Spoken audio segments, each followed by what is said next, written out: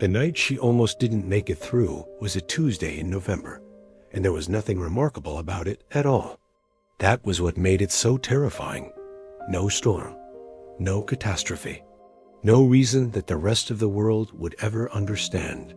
Just a woman alone in a dark apartment, sitting on the bathroom floor, pressing her back against the cold tile wall, counting her own breaths like they were the last coins at the bottom of her purse. Her name was Verity Callum. She was 34 years old. She had a job she was good at, a car that ran, and a face that strangers described as calm. She had learned to be calm the way some people learn to be fluent in a second language, through relentless practice, daily humiliation, and the quiet terror of being found out.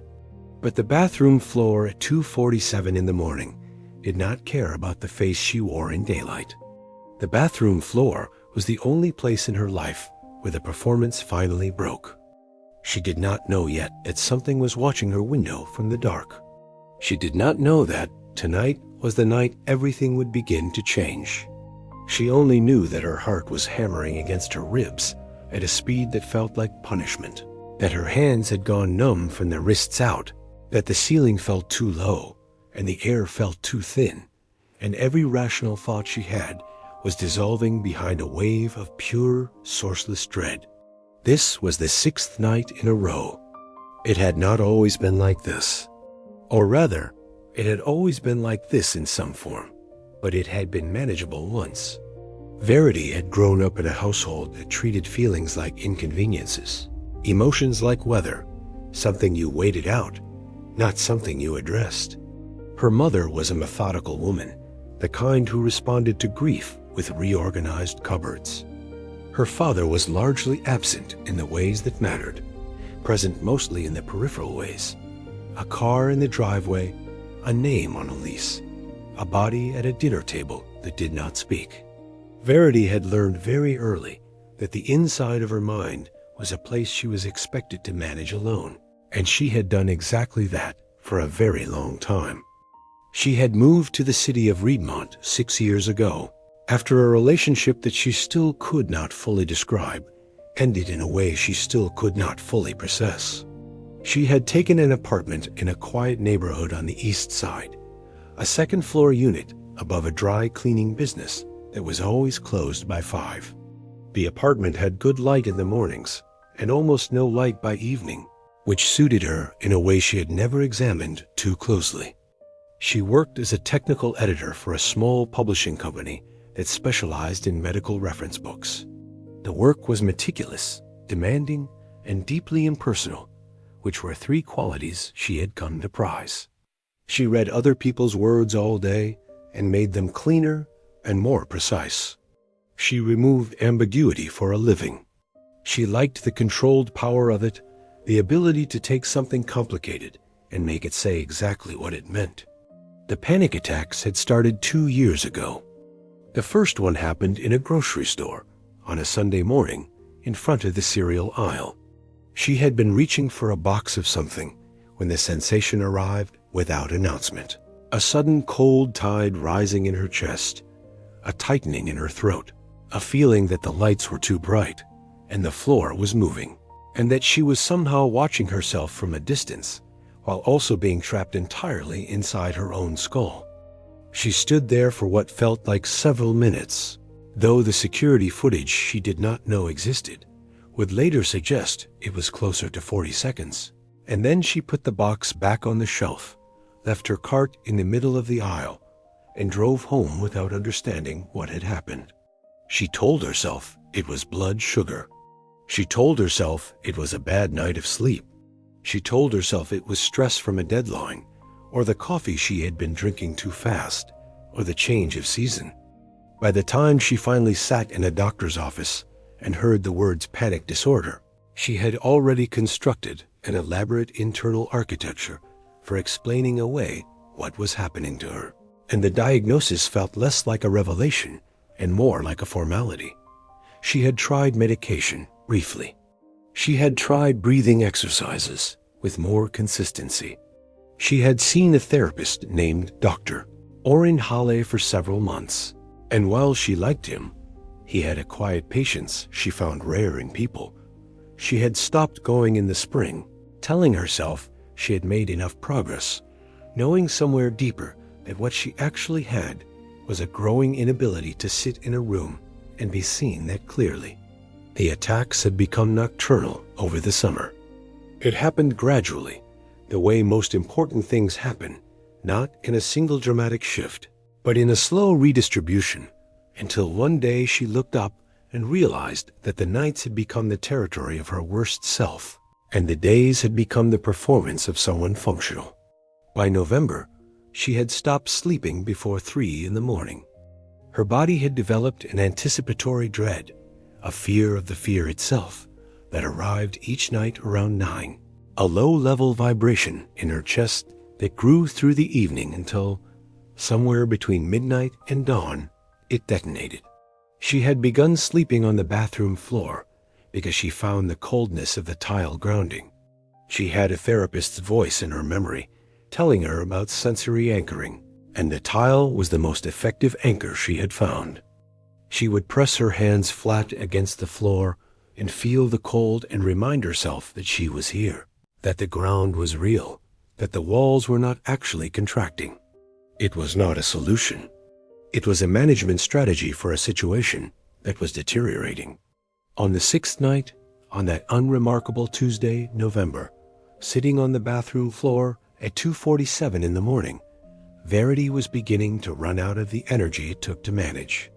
She was not thinking about giving up. She wants to make that clear later when she tries to explain this story to people. She was not in that particular darkness. She was in a different kind of darkness, the exhaustion of someone who has been fighting something invisible for so long that they have forgotten what it felt like to not be fighting. She was tired in a way that sleep could not fix. She was lonely in a way that company could not fix. She was frightened in a way that logic could not fix. She pressed her back harder against the tile. She counted her breaths. She looked at the small window above the bathtub, the one she always left open a crack because she needed the outside air, and she waited for the wave to pass. That was when she saw the eyes. They were there in the gap of the window. 2 small bright points of reflected light, greenish gold in the darkness, blinking once with slow, unhurried calm. For a moment, Verity was so startled that the panic receded slightly, not from comfort, but from the interruption of a different kind of alarm. She stared at the window. The eyes stared back.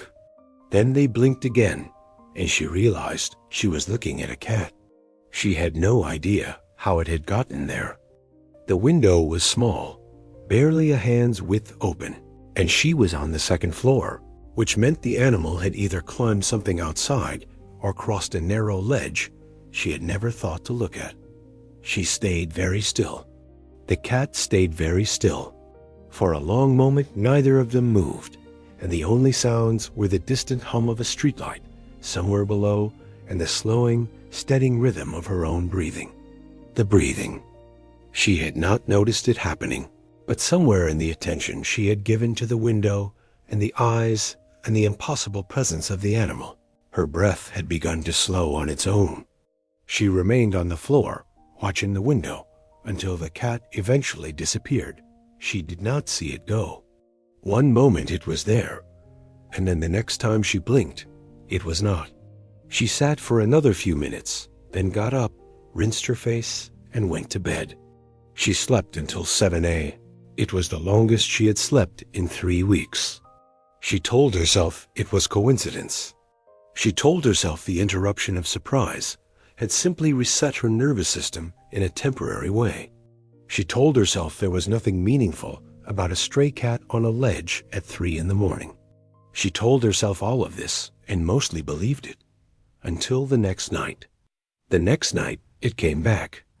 It was there in the window before she even reached the bathroom floor. She had barely crossed the threshold, barely sunk to her knees, when she looked up and saw the eyes again. Same position, same slow blink. The greenish gold quality of the reflected light gave them an almost luminescent appearance. Though she understood this was simply the biology of feline vision in low light, she understood this. She still found herself, 15 minutes later, less panicked than usual. On the third night, she opened the window wider. She did not plan this.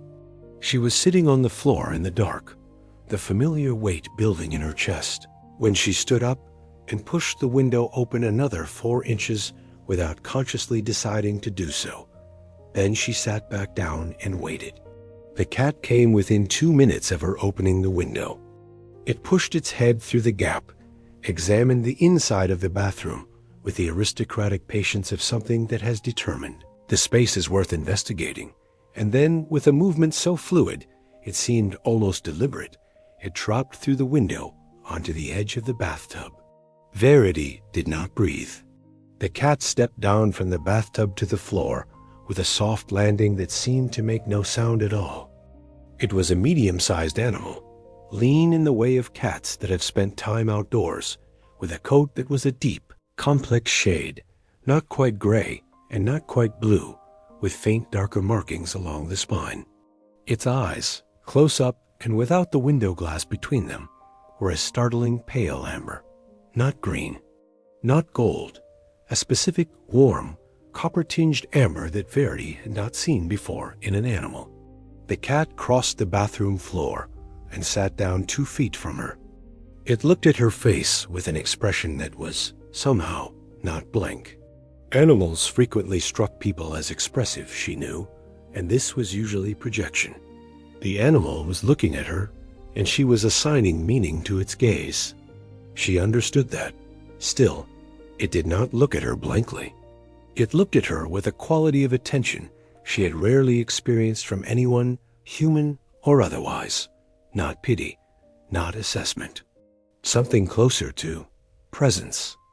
A simple, sustained, unbothered willingness to be in the same space with her in the state she was in. She sat there for a very long time. The cat did not try to come closer, did not demand anything, did not grow restless or bored. It simply remained. When the worst of the panic had fully subsided, it stood, stretched in that full-bodied theatrical way unique to cats, stepped back onto the bathtub, and left through the window. Verity sat for a while in the quiet it left behind. Then she went to bed, and once again she slept. By the end of the first week, she had named it Wren. She was not sure why she chose that name specifically. It came to her on the 4th night, while the cat was sitting in its spot 2 feet from her on the bathroom floor. Wren, small bird, quiet bird, brown and ordinary looking, but capable of an outsized song. She had always liked wrens, something about the disproportionality of them. She had not told anyone about any of this. This felt important to understand. Verity was not a woman who hid things out of shame. Exactly. She hid things because she had found, over the course of her life, that sharing the interior of herself with other people almost always ended in some form of disappointment. Either she was told that what she felt was not proportionate to the situation, or she was given advice she had not asked for, or the other person became uncomfortable, and she spent the rest of the interaction managing their discomfort on top of her own. It was simply more efficient to hold things internally. But she was also aware that not telling anyone about Wren meant she had no external reference point for what was happening. She had no way to know if this was a reasonable response to an unusual situation, or if she was attaching significance to something random because she was lonely and exhausted, and her mind was desperately reaching for anything that felt like an anchor. She thought about this often. She also kept opening the window. On the 8th night, Wren came earlier. Not at the height of the panic, as had been the pattern, but closer to midnight, before the worst had even arrived. Verity was in the kitchen when she heard a sound from the bathroom, a light tapping sound, almost deliberate, and she walked in to find the cat perched on the outside sill, its paw pressed flat against the glass. She opened the window immediately, which told her something about the degree to which the habit had already formed. Wren came in, circled the bathroom once, then walked past her into the hallway and sat down in the middle of the living room, as though it had always lived there and was simply waiting for her to catch up. Verity stood in the doorway of her living room, looking at a cat that had apparently decided to expand its territory from the bathroom floor to her home, and she felt, for the first time in a very long time, something that was very close to the sensation of not being alone. She sat on the couch. Wren sat on the opposite end of the couch. They did not touch. The television was off. The apartment was quiet in the way apartments are quiet late at night, when the whole city has settled into its own stillness, and the silence is almost a texture rather than an absence. She slept on the couch that night with the lamp still on and woke at 6 in the morning to find Wren still there, watching the window with an expression of calm, total interest, the way cats watch things that aren't moving. The cat left through the bathroom window while Verity was making coffee, and by the time she turned around, the apartment felt more empty than it had before. She looked for it during the day from her window, and she checked it several times without admitting to herself that she was doing so. During a Thursday afternoon, when her work was light and her mind was restless, she went outside and walked around the back of the building, looking up at the ledge, trying to understand the geography of how the cat got there. The ledge was a narrow architectural detail, maybe 6 inches wide, running along the back of the building at the second floor level. It connected to a drain pipe on the far end, which descended to a section of fence running between her building and the one next door. The fence connected to a roof line. From the roof line, a determined or experienced cat could move in any direction. She found no cat during the day. She did find, at the base of the drain pipe, an old ceramic bowl that someone had clearly left there some time ago, the kind used for a pet's water, small and blue-glazed, now dirty from rain and weather. She did not know why she stopped when she saw the bowl. She stood looking at it for much longer than made sense, and then she went back inside. There was a neighbor on the first floor. His name was Roland Fess, and he was 71 years old, a retired municipal engineer with a white beard he kept trimmed just south of disreputable and a daily habit of sitting on the small concrete step outside the building's back entrance with a cup of very strong tea between roughly 4 and 5 in the afternoon. Verity had exchanged pleasantries with him for 6 years in the distracted, surface-level way she exchanged pleasantries with most people in her life. Enough to establish a comfortable mutual familiarity, not enough to constitute a real relationship. She had not intended to say anything to Roland about Wren, and yet, on a Friday afternoon 2 weeks into the cat's nightly appearances, she found herself outside the building at exactly the wrong time, and Roland was there, and she was still thinking about the ceramic bowl. He noticed her looking up at the ledge. He had the alert peripheral vision of someone who had spent decades making careful observations of physical structures. He said, "There was a woman used to put a bowl up on that ledge. Old woman, couple years back. Had a cat named Herschel." Verity turned slowly. She asked what happened. Roland sipped his tea. He said she moved. Family came, helped her move into an assisted living situation in another part of the city. She wanted to take the cat. The cat disappeared the week before the movers came, and she had to go without him. He said it with the calm, unsentimental matter-of-factness of someone old enough to have learned that most losses end this way, not with a definitive resolution, but with an open question that closes slowly over time. Verity asked if anyone knew what happened to the cat. Roland said nobody knew for certain. He'd seen it a few times that first year after the woman left, always at the back of the building, always near that fence. But that was, he thought, maybe 2 or 3 years back. He finished his tea. He said, "Cats keep their own time. More of them than people that way." Verity went back upstairs. She sat at her kitchen table and thought about an old woman who had loved a cat and then lost it in the specific, helpless way of something that simply isn't there anymore. She thought about the ceramic bowl left at the base of the drainpipe, still in place, as though someone had once intended to retrieve it and then run out of time. She thought about how grief is sometimes not a singular loud event, but a series of small containers that hold it. A bowl, a ledge, a routine that outlasts the grief itself.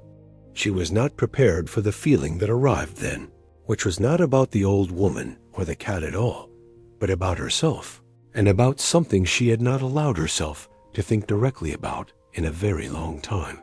She pressed the heels of her hands against her eyes and breathed. Her sister Paloma called on a Saturday morning. Paloma was 4 years younger, lived 3 states away, and called with exactly the regularity of someone who is meeting an obligation rather than acting on an impulse. Twice a month. Saturday mornings, a predictable duration of about 20 minutes. They had not been close as children. They were not close now, but they maintained the calls, which was perhaps its own form of closeness, the kind that consists less of actual intimacy than of a shared refusal to fully stop trying. Paloma asked how she was doing. Verity said she was fine. Paloma asked about work. Verity said work was good. There was a familiar pause. Paloma asked, in the careful voice she used for topics they both knew were surrounded by invisible fencing, "Are you sleeping okay?" Verity said she was sleeping better lately. This was the most honest thing she said in the entire conversation, and she watched herself say it with a kind of detached recognition. She was sleeping better lately. Wren had been coming every night for nearly 3 weeks. The panic attacks had not stopped, but they were shorter now and less total. On 2 occasions in the past week, she had felt the buildup begin and then ebb without ever reaching its peak, as though some interior mechanism had found, for the first time in months, a reliable off switch. She did not say any of this to Paloma. Instead, she asked about her sister's children. There were 2, a 6-year-old and a 3-year-old, named after their grandparents in ways Verity found touching despite herself. And she listened, and the call ended at 22 minutes as it always did, and the apartment settled back into its ordinary quiet. She thought about Paloma for a while after hanging up. She thought about the distance between what the calls covered and what they didn't. She thought about how 2 people can share an entire childhood and still be strangers to each other's interior lives. She did not let herself think too far down that road. Experience had taught her that the roads that ran between her sister and her past and her present self all eventually led to the same place, and she was not ready to go there. She knew that intellectually. She also knew that not being ready did not mean the road wasn't there. 3 weeks in, on a cold Saturday night in late November, Wren did not come. Verity sat in the bathroom until nearly 4 in the morning. She had opened the window at midnight when the first signs arrived. She had sat on the floor in her usual spot. She had waited. The window stayed dark. The panic attack that night was the worst in a month. It arrived at full force with no interruption, no amber eyes in the window, no small warm weight somewhere in the apartment as an anchor. She went through it the way she had gone through them before Wren, alone, gripping the tile, counting her way through the breathing, surviving it the way you survive something you did not choose and cannot control.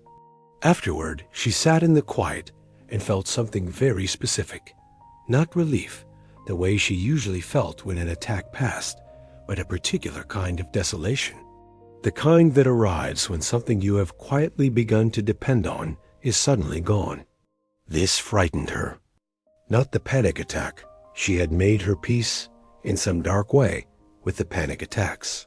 What frightened her was how much that absence had hurt, how accustomed she had gotten, how the nightly arrivals of a cat she had no claim over had become, without her fully registering the process, necessary. She was still in the bathroom when the sky began to lighten at the edges, and she was thinking quite seriously about what it meant that a stray cat had become the most reliable source of comfort in her life. She was thinking about the clinical language for that: attachment, dependency, transference, and she was trying to apply it to herself with the same precision she applied to manuscripts, trying to edit her own response into something more legible and reasonable. She was also, underneath that effort, simply grieving the absence of Wren, simply missing it the way you miss something that mattered. The cat returned the following night. Same window, same slow blink, same unhurried crossing of the bathroom floor. Verity sat very still while Wren settled in its customary 2 feet away, and she felt something she could not accurately name. Relief, yes, but also a kind of quiet awe at the consistency.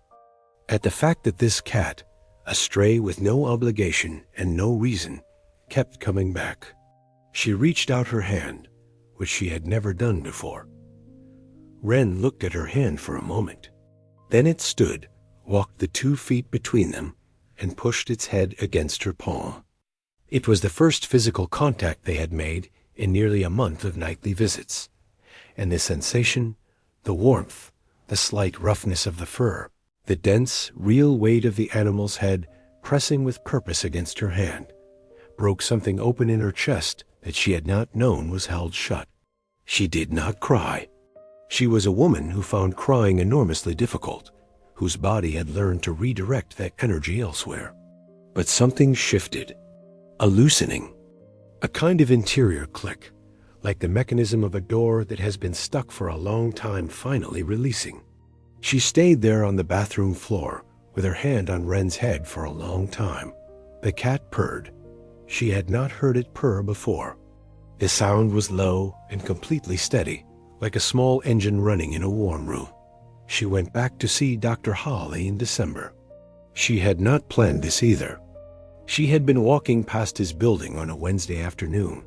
His office was in a converted Victorian house 3 blocks from the coffee shop she frequented, and she had stood on the sidewalk outside it for approximately 4 minutes in the cold before taking out her phone and leaving a voicemail. She got an appointment the following week. Dr. Hawley was the same as she remembered. A man in his mid-50s with reading glasses he wore pushed up on his forehead as a permanent feature, rather than a functional tool, and a quality of stillness that she had always found either soothing or unnerving, depending on how much she had been avoiding herself that particular week. She sat in the chair across from him and told him about the panic attacks. She told him about the pattern, the bathroom floor, the months of deterioration. She told him, after a pause that lasted somewhat longer than a normal conversational beat, about Wren. He listened without interrupting, which was one of the things she had valued about him. When she finished, he said, "What do you think the cat is giving you?" She thought about it genuinely. She said, "It sits there. It doesn't try to fix anything. It doesn't ask me to explain myself. It doesn't get uncomfortable with what I'm going through. It just stays." She heard herself say it and felt the echo of what she had not said, which was, "Nobody else does that," which was not entirely fair to the people in her life. She had not let them try. But it was true in some root system way that was older than fairness. Dr. Hawley asked her, gently, if she had thought about what she had been avoiding in the time since they last met. Verity looked at the window of his office. The winter light outside was thin and blue-gray. She said, "Some of it." He waited.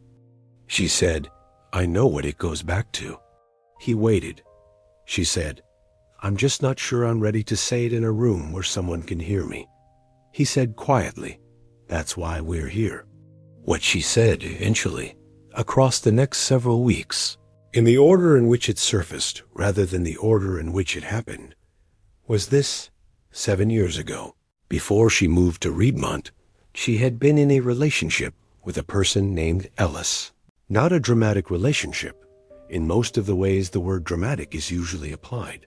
Ellis was not cruel, was not destructive, was not someone she could point to and say, "There."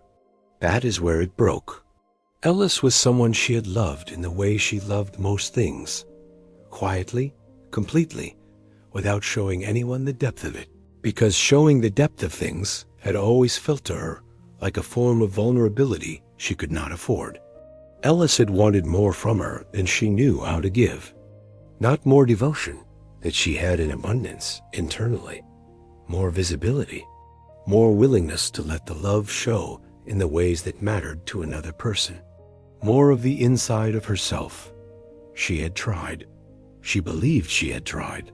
But she had a lifetime of architecture built against that kind of opening, and the architecture was strong, and eventually Ellis had stopped asking. They had ended quietly, the way she ended most things, not with a fight, not with a scene, but with a slow mutual recognition that the distance had grown too large to cross. What she had not told anyone, not her sister, not her previous therapist, not a single person who knew her name. She had been pregnant when they ended. 8 weeks. She had known for 3 weeks by the time they had the conversation that closed the relationship. She had not told Ellis.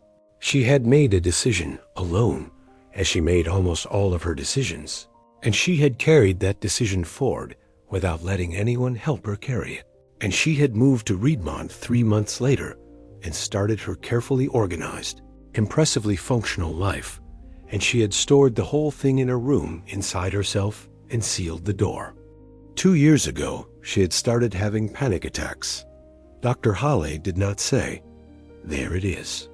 He did not say, "That is the connection." He did not provide the neat narration she might have expected from a less skilled clinician. He sat with her in the room where she had finally said the true thing, and he let the silence be what it was, which was not empty at all, but very full. She looked at her hands in her lap. She said, "I think I've been grieving for years and calling it something else." He said, "What were you calling it?" She said, "Stress, bad wiring, a body that doesn't work right." He said, "And what do you think it actually is?" She looked up. Her voice was very even. She said, "I think it's someone who made a decision she needed to make and then never let herself be sad about it. I think it's someone who has spent a very long time not letting herself be anything she couldn't manage." She told Wren all of this.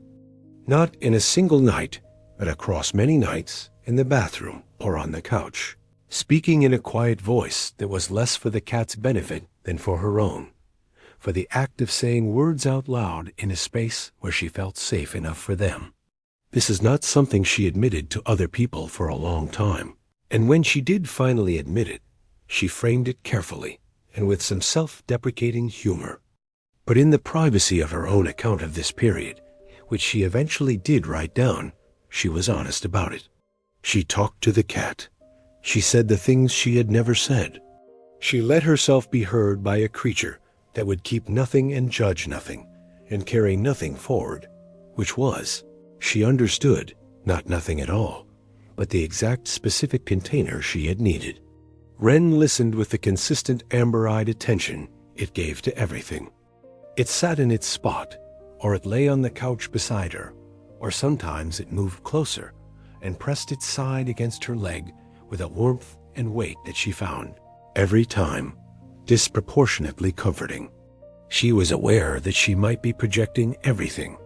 She was aware that Wren was an animal with an animal's consciousness, not a therapist, not a messenger, not a spiritual intermediary.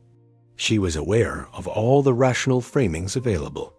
She held onto them lightly because she had found that some things are too important to be reduced to their most accurate explanation. January arrived. Verity had been sleeping in her bed again for 3 weeks. Not every night without difficulty, but more nights than not. The panic attacks had not disappeared, but they had become less totalizing.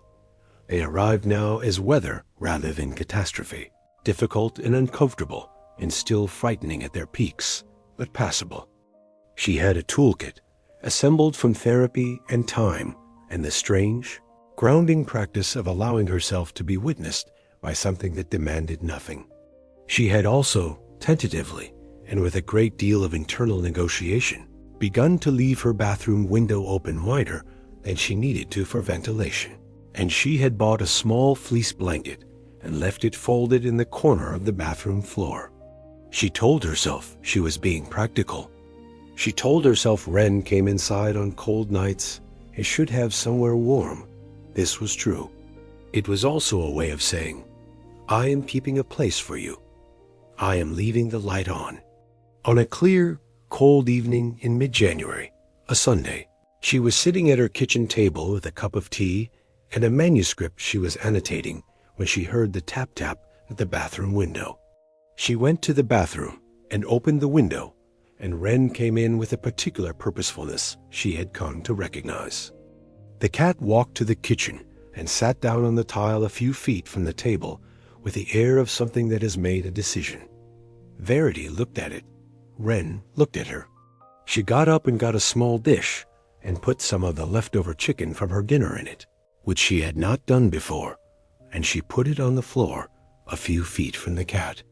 Wren ate with the focused efficiency of an outdoor animal, quickly, without ceremony, without looking away more than necessary. She watched and she thought, here we are.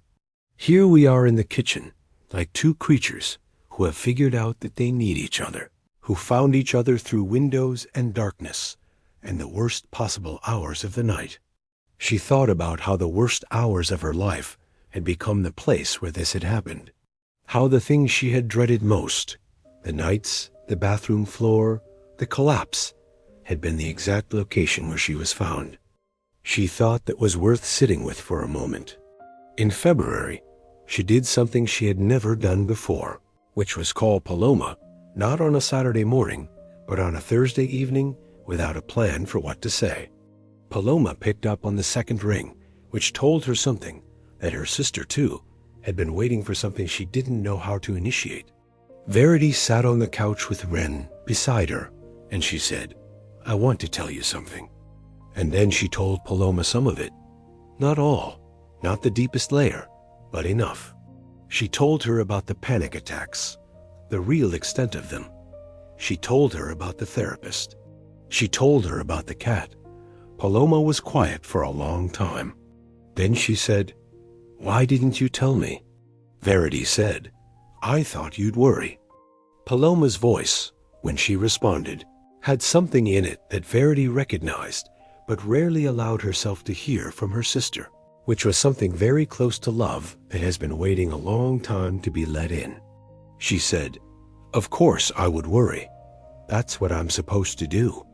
Verity pressed her fingertips into the top of Wren's head between the ears, and the cat's eyes closed partway with the slow, involuntary pleasure of animals being touched where they want to be touched. She said, I'm learning that letting people worry about you isn't the same as being a burden. Paloma was quiet again. Then she said, This cat. Tell me about this cat. Verity smiled. It was an expression that moved across her face with a naturalness she hadn't expected. She said, I'll tell you everything. Spring came the way spring comes to mid-sized cities, reluctantly at first, then all at once, with a kind of extravagance that seemed to be making up for something. The evenings stretched. The light held on past 6 and then past 7. Verity opened her windows, not just the small bathroom one, but all of them, and the apartment moved through the season with a looseness and air that it hadn't had all winter. Wren continued to come at night, though not always to the bathroom now. Some nights the cat appeared at the kitchen window or tapped at the living room window with a specificity that seemed almost deliberate. She had a hook and eye installed on the outside of the bathroom window frame so she could prop it open at a consistent width. She had learned to read the signs of a cat's presence, a particular quality of stillness in the air, sometimes a sound, sometimes nothing at all, until the amber eyes appeared. She had also, over the spring months, begun to talk to Roland more frequently. He was outside most afternoons now that the weather had turned, and she had started joining him for portions of that hour. Not every day, not with a feeling of obligation, but with the feeling of something that had chosen itself. He told her more about the old woman who had lived in her apartment. Her name had been Greta Voss. She had lived in the building for 22 years.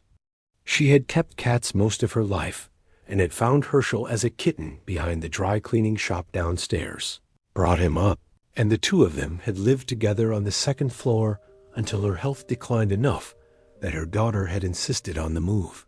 He said she always felt bad about it, leaving the cat behind. She called me a couple times from the care facility to ask if I'd seen him. Verity asked, did she know he was still around? Roland tilted his head slightly. He said, I told her I thought so. I didn't want to make promises, but I thought I'd seen something sometimes near the building. Verity was quiet for a moment. Then she said, I think Herschel has been in my apartment. Roland looked at her sideways. He did not say she was wrong. He did not say she was imagining things. He had the settled, unflappable quality of an old man who has decided that most things in the world are stranger than they appear and has made his peace with that. He said, well, I suppose that's a place to spend your time. She looked up Greta Voss. She did not tell herself she was going to. She sat down at her computer one evening in April with a different intention entirely and found herself, 40 minutes later, searching a name. Greta Voss Riedmont, second floor of a building above a dry cleaning shop, lover of cats. She found, through a chain of searches she would not have been able to fully reconstruct afterward, a mention in a community newsletter from a care facility on the north side of the city. A small mention, an update column about residents. Greta Voss, the column said, had celebrated her 83rd birthday in March. She loved birds and crossword puzzles and had a particular fondness for telling anyone who would listen about the cats she had kept over the years. Verity read this several times. Then she opened a blank document and began to write a letter. She was not a person who wrote letters. She was an editor. She worked with language all day, precisely and impersonally, writing a letter to a stranger about a cat that might or might not be that stranger's lost companion felt, by any reasonable measure, eccentric. She recognized this while writing the letter. She wrote it anyway. She described Wren, the coat, the amber eyes, the personality, the behavior, the nightly arrivals. She said she had found the cat's presence meaningful in a period of her life when she had needed it. She said she thought the cat might have been Greta's, though she understood she couldn't be certain. She said she wanted her to know, if it was him, that he was well, and that he had been— She paused here for a long time, looking for the right word, attending to someone who needed it. She mailed the letter to the facility on a Wednesday. She did not expect a response quickly, if at all. The response came in 12 days. It was a handwritten letter. The handwriting had the beautiful, slightly effortful quality of someone who had learned to write beautifully and was working harder now than before to maintain it. It was 2 pages long. Greta Voss wrote as though she had been waiting a long time to say what was in the letter, which perhaps she had. She wrote about Herschel, about finding him and the years, and the way a cat can become the shape of a life in ways you don't understand until the shape is gone. She wrote about leaving him, which she called the thing she had not been able to stop thinking about in 3 years, and which she described not with drama, but with the plain, unadorned grief of someone who has had enough time with a loss to say what it actually is. She wrote, I hope you will forgive an old woman for crying at a stranger's kindness. I hope you know that what you've described, what that animal did, sitting with you in the dark, arriving when you needed it, does not surprise me at all. He always knew. He always found the people who needed finding. She wrote, the coat you describe, the eyes, the way he holds himself in a room, it is him. I am certain. There is no hesitation in me at all. She wrote, I am glad he found you. At the bottom of the letter, below her name, she had added a single postscript. It said, "I don't know that I believe in anything very tidy about the world, but I believe that love finds a way to keep showing up, even after everything, even after it's been left behind, even when it has to cross a ledge in the dark to do it." Verity sat at her kitchen table with the letter for a long time. The spring evening was coming through the windows. The city was making its evening sounds, the ordinary layered background music of a place where people are living their lives in close proximity. She could smell something cooking from a nearby apartment. A horn sounded somewhere below, brief and distant. She read the postscript again. She thought about Ellis, which she did now with something closer to tenderness than the sealed-away weight it had been. She thought about the decision she had made alone. She thought about all the ways she had been unable to let anything touch her, and all the things she had lost in the gap they created. She thought about a woman named Greta, who had loved a cat and lost it, and still, 3 years later, in a care facility with crossword puzzles and bird watching, had found a way to write 2 full pages of love in response to a letter from a stranger. Love finds a way to keep showing up, even after it's been left behind. She was not ready to believe in anything tidy about the world either. She was a person who had been edited by life into a cautious relationship with everything that couldn't be verified. But she was sitting in her apartment in April, sleeping most nights, going to therapy, answering her sister's calls, and sometimes initiating them. And she was reading a letter from an 83-year-old woman who had told her, without knowing anything about her, exactly what she needed to hear. She put the letter carefully on the table. She went to the bathroom window. She opened it wide. She waited. Wren came that night later than usual, past 2 in the morning, when she had half given up and moved to the couch. She heard the sound at the bathroom window and got up and went through the hall and found the cat already inside, standing on the bathtub's edge with its tail raised in the upright position that she had come to recognize as a greeting. She sat on the floor, not because she was panicking. She wasn't tonight. She sat because it was where she had found herself over and over again in the worst months of her life, and she wanted to sit there now, when things were different, when the floor felt more like solid ground than like a place of collapse. Wren stepped down and crossed the floor and sat in its spot, and then after a moment moved the 2 feet forward and settled directly against her leg. She put her hand on the cat's back and felt the steady motion of its breathing. Outside, the city was quietly going about the business of being alive in the middle of the night. Somewhere nearby, a train passed in the direction of the northern part of the city, where an 83-year-old woman was probably sleeping in a room that had a window she might look out in the mornings, watching birds. Somewhere 3 states away, her sister was asleep in a house with 2 small children who had been named after people they would not remember, but whose names would live in them anyway. Somewhere in the geography of her own life, there were things that had been broken, and things that had been lost, and things she had put down too gently to call grief and too permanently to call anything else. And here, in a second-floor bathroom above a dry cleaning shop, there was a cat that had crossed a ledge in the dark, night after night, for reasons that no clean explanation would ever fully contain. Verity sat with her hand on Wren's back as she let herself feel all of it, the loss, the recovery, the strange stubborn persistence of tenderness in a world that didn't always make room for it.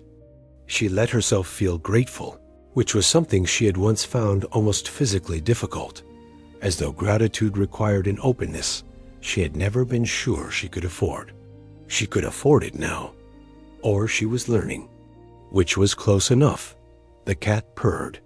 The sound filled the small room in a way that seemed larger than physics should have allowed. Steady, low, entirely there. She closed her eyes. For the first time in longer than she could accurately measure, the night felt like something she was moving through rather than something she was enduring. There was a difference between those 2 things, and she had not always known it. She was beginning to know it now.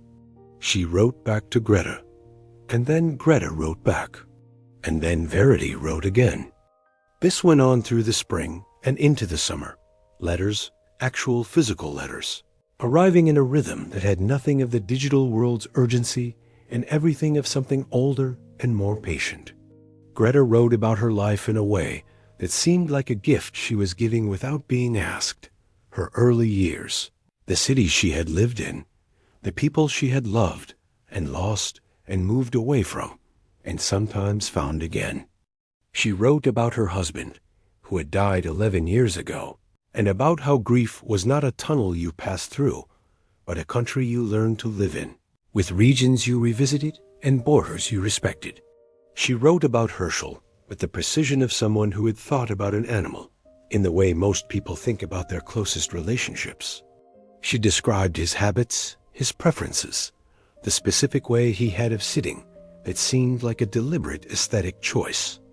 Reading these descriptions, Verity recognized Wren in every detail, and each recognition settled into her chest like something arriving home. She visited Greta in July. She had not planned to. Or perhaps she had been planning it since the first letter, without naming what she was doing. She drove to the care facility on a Wednesday afternoon, which felt like a day that could hold the weight of the thing without making too much of it. And she sat in a visiting room with a woman she had never met and knew already in some important way. Greta was small and white-haired and had a quality of complete, unreservable attention that reminded Verity, the moment she registered it, of Wren. She did not say this immediately. She sat down and they talked, carefully at first, then less carefully, the way conversations go when both people are being honest and neither is performing something. They talked about the letters and the cat and the building and Roland and the bathroom floor at 3 a.m. and the long, slow work of deciding to be less sealed away from your own life. At some point, Greta put her small hand over Verity's on the table and said, "I have been wanting to thank him for 3 years. I could not. Now I am thanking you." Verity kept her expression steady. She said, "I think he's been doing what he was always going to do." Greta looked at her with those clear, unhurried eyes. She said, "Yes, he was always very reliable about love." On the drive home, Verity pulled over once, in a parking area beside a small park, and she sat with the engine idling and let herself cry in the full, releasing way she rarely allowed herself. Not in despair. Not in grief, exactly, though there was grief in it. In the way you cry when something is over and something else has begun and you understand, sitting in a parking lot in July with your hands on the steering wheel, that you are not the same person you were in November on a bathroom floor. She let it run its course. Then she pulled back onto the road and drove home. The last thing to tell about this story is something she discovered in August, which changed the shape of everything that had come before it. The way a final piece changes a puzzle from a collection of shapes into a picture. She had been sitting on the floor of her living room, sorting through a box of things she had not touched since moving to the apartment 6 years ago. The kind of box that travels with you, not because you intend to open it, but because you are not ready to face it. Old cards. A broken necklace she had meant to repair. Photographs. The photographs were bound together with a hairy elastic that had dried and cracked. She slid it off and sorted through them slowly. Most were predictable. Parties, trips, ordinary captured moments from the life she had lived before Reedmont. Near the bottom of the stack, she found one she had forgotten existed. It was from a camping trip. A long weekend in the mountains, years ago. She and Ellis, and 2 friends whose names she could still recall, around a fire. Someone had brought a camera, actual film, one of those decisions that felt romantic at the time, and this was one of the prints that had developed. That had been handed around afterward, that she had presumably taken and put somewhere. In the photograph, Ellis was laughing at something off to the left of the frame. She herself was looking toward the camera with an expression that was half absent, half present, the way she often looked in photographs, as though one part of her was always somewhere else. And sitting on her lap, looking directly at the camera with a complete and level amber gaze, was a cat. She had no memory of the cat. She could not have said, looking at the photograph, how a cat had come to be on her lap beside a campfire in the mountains in a state she'd visited exactly once. She could not have explained the eyes, which were the specific warm copper amber of an animal she had come to know across the darkness of a bathroom window. She stared at the photograph for a long time. She did not know what it meant. She was not sure anything could mean what she was feeling it meant, and she was too honest a person to claim otherwise. But she was sitting on the floor of an apartment she had rebuilt herself inside, holding a photograph of a past she had spent years sealed away from, and in the photograph, something was looking at her with eyes she recognized. She thought about Greta's postscript. Love finds a way to keep showing up, even after it's been left behind, even when it has to cross a ledge in the dark to do it. She put the photograph carefully on the table. She looked at it from a slight distance, the way you look at something you want to understand rather than change. Then she went to the kitchen and made tea, and she opened the window, and she waited. She is still in the apartment on the east side. She still works for the publishing company, still lives among the careful precision of other people's words. She sees Dr. High twice a month. She calls Paloma on Thursdays and Saturdays both, which her sister has stopped commenting on because there are some good things you accept without examination. The panic attacks come less frequently now. When they come, she has more to reach for: people, tools, language for what is happening and what to do with it. She has not cured herself of anything. She has simply learned the difference between enduring and moving through. The box of photographs is on a shelf in the living room, open. She has not put it away. She is not done with it yet. Ren still comes at night. Not every night.